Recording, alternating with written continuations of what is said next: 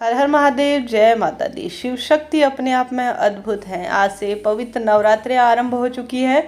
इच्छा पूर्ति का एक दीपक आप सभी को जरूर से प्रज्वलित करना है, ताकि परिवार में अगर आप कुछ विशेष नहीं कर सके, जैसे कि आप विशेष तौर पर कई भक्तजन घट स्थापना, कलश स्थापना, अखंड ज्योत इत्यादि प्रज्वलित करते हैं, परंतु कई भक्तजन जैसे स्टूडेंट है या हमारे बच्चे जो घर से बाहर रहते हैं, कुछ विशेष सामग्री नहीं हो पाती या हमारे पास भी समय इत्यादि का अभाव होता है या कोई भी कारण रहा हो, हम कुछ विशेष नहीं कर सकते हैं, तो सही विधि से एक इच्छा पूर्ति का दीपक इस स्थान पर लगाकर अपनी मनौती अपनी माता को कहते हैं तो माता रानी सुनती हैं। विवाह, संतान, रोग, कर्ज और आप जो मन में इच्छा रखते हैं उसके तहत यह कार्य आपको सब सुख प्रदान करने में सहायक होगा। माता रानी इस समय धरती पर विचरण करती है। उनकी दिव्य शक्तियाँ प्रत्येक घर में कण-कण में महामाई के रूप में विराजमान होती हैं। तो आप सभी से अनुरोध है, कमेंट्स बॉक्स में जय माता दी, जय शिव शक्ति जरूर से लिख दीजिएगा। चैनल पर नए हैं तो लाइक शेयर सब्सक्राइब करें। 9 दिन अपने आप में पवित्र गंगा जल की बूंद की तरह है। कहा जाता है इन 9 दिनों में माता रानी को जो मना लेता है, रिझा लेता है, उसके भाग्य खुल जाते हैं। हर तरफ ममतामयी माता का रंग चढ़ा हुआ है। कहीं गरबा है तो कहीं पर काली पूजन है, कहीं पर जो है अपने आप में यह दिन अलग अलग स्वरूपों के रूप में माता रानी के 9 दिनों को पूजित करने के लिए बहुत विशेष कहे गए हैं। देवी भागवत और सारे जो माता रानी से जुड़े हुए ग्रंथ हैं उनमें स्पष्ट रूप से नवरात्रि के 9 दिनों की महत्वता और इस दीपक की महत्वता के बारे में बताया गया है। सबसे पहले जब भी आपको वीडियो जो है प्राप्त हो जाए उसी दिन से आप सभी कर सकते हैं। कोई दिन बीच में छूट जाए तो कोई दिक्कत की बात नहीं है। अगले दिन आप माता रानी से भूल चूक के लिए क्षमा प्रार्थी होते हुए इस कार्य को करना आरंभ करें। भले ही आप नवरात्रि के 9 दिन के व्रत नहीं कर पा रहे हैं, कोई दिक्कत की बात नहीं है।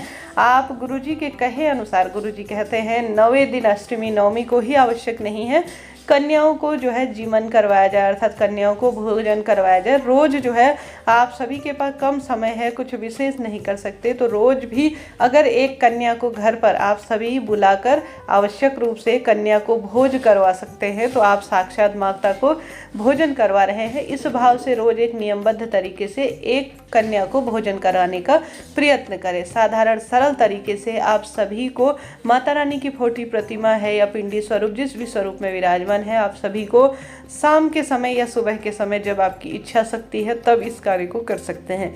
चाहे तो दोनों समय करें, चाहे तो एक ही समय करें, इच्छा आपकी है। सुंदर भाव से निर्मल मन से माता रानी कहती है, निर्मल मन जन सो मोहे पावा, मोहे छल छिद्र कपट न भावा। सबसे पहले अपने मन और तन को और अपने मन मस्तिष्क को पूर्ण रूप से स्वच्छ करें। किसी भी तरह से छल कपट को पूर्ण रूप से दूर भगाएं और इस सरल से कार्य को करें।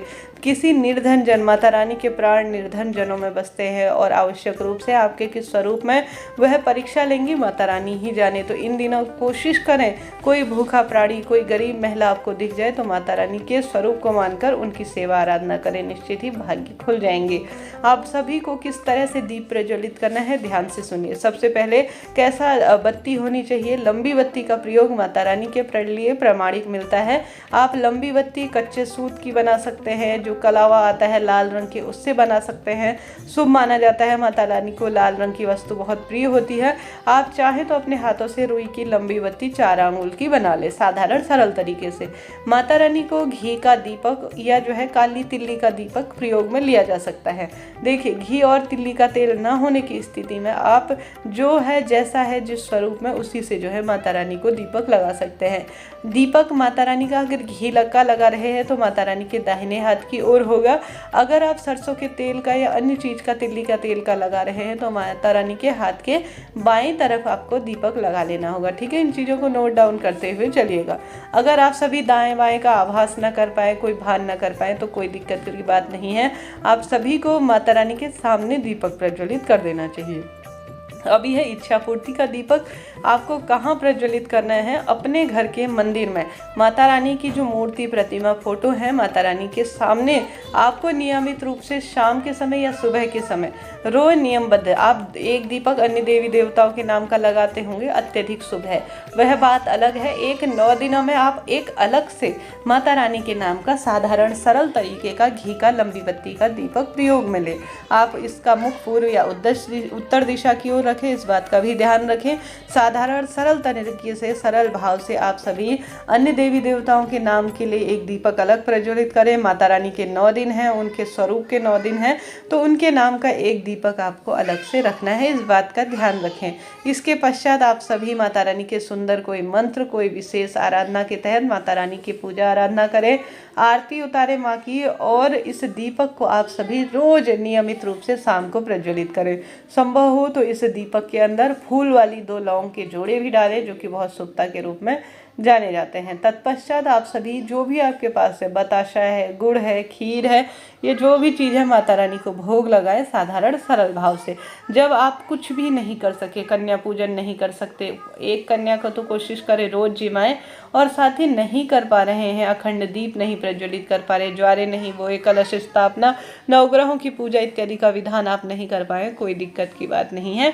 इच्छा पूर्ति का दीपक आप सरलतम भाव से, सरलतम विधि से लगाने का प्रयत्न करें। माता रानी आपके जीवन में निश्चित ही बदलाव लाएंगे। संकल्प के तहत भी कर सकते हैं।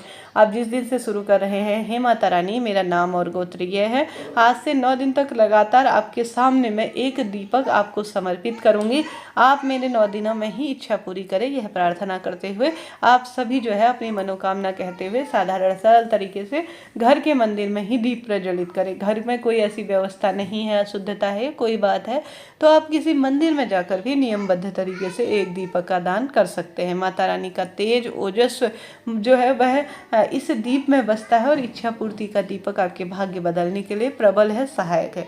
कर देखिएगा माँ किस रूप में, किस स्वरूप में आपकी परीक्षा लेंगे और किस तरह से आपके भंडार भर देंगे, यह माता रानी ही जाने, परंतु विश्वास करें काम होगा।